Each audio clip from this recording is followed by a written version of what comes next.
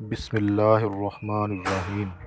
تبوک کے سفر میں قوم سمود کی بستی پر گزر۔ غزوہ تبوک مشہور غزوہ ہے اور نبی اکرم صلی اللہ علیہ وسلم کا آخری غزوہ ہے۔ حضور اقدس صلی اللہ علیہ وسلم کو اطلاع ملی کہ روم کا بادشاہ مدینہ منورہ پر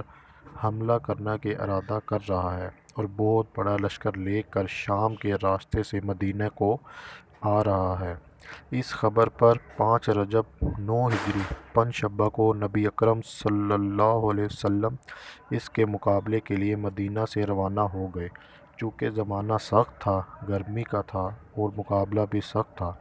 اس لیے حضور اقدس صلی اللہ علیہ وسلم نے صاف اعلان فرما دیا تھا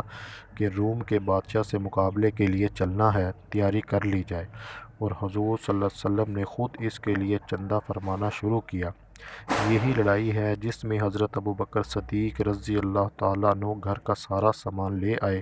اور جب ان سے پوچھا گیا کہ گھر والوں کے لیے کیا چھوڑا تو فرمایا کہ ان کے لیے اللہ اور اس کے رسول کو چھوڑ آیا،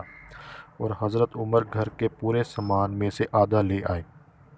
اور حضرت عثمان غنی رضی اللہ تعالیٰ عنہ 1/3 لشکر کا پورا سامان مہیا فرمایا، اور اسی طرح ہر شخص اپنی حیثیت سے زیادہ ہی لایا۔ اس کے باوجود چونکہ عام طور سے تنگی تھی، اس لیے 10 آدمی ایک اونٹ پر تھے کہ نوبت بنوبت اس پر سوار ہوتے تھے۔ اسی وجہ سے اس لڑائی کا نام تنگی کا لشکر بھی تھا۔ یہ لڑائی نہایت سخت تھی کہ سفر بھی دور کا تھا اور موسم بھی اس قدر سخت گرمی کی انتہا تھی، اور اس کے ساتھ ہی مدینہ طیبہ میں کھجور کے پکنے کا زمانہ زور پر تھا کہ سارے باغ بالکل پکے ہوئے کھڑے تھے،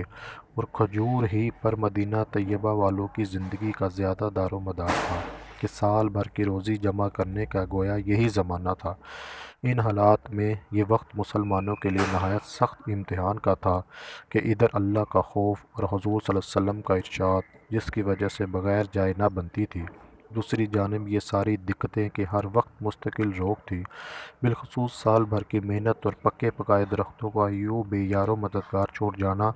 جتنا مشکل تھا وہ ظاہر ہے، مگر اس سب کے باوجود اللہ کا خوف ان حضرات پر غالب تھا۔ اس لیے بجز منافقین اور معذورین،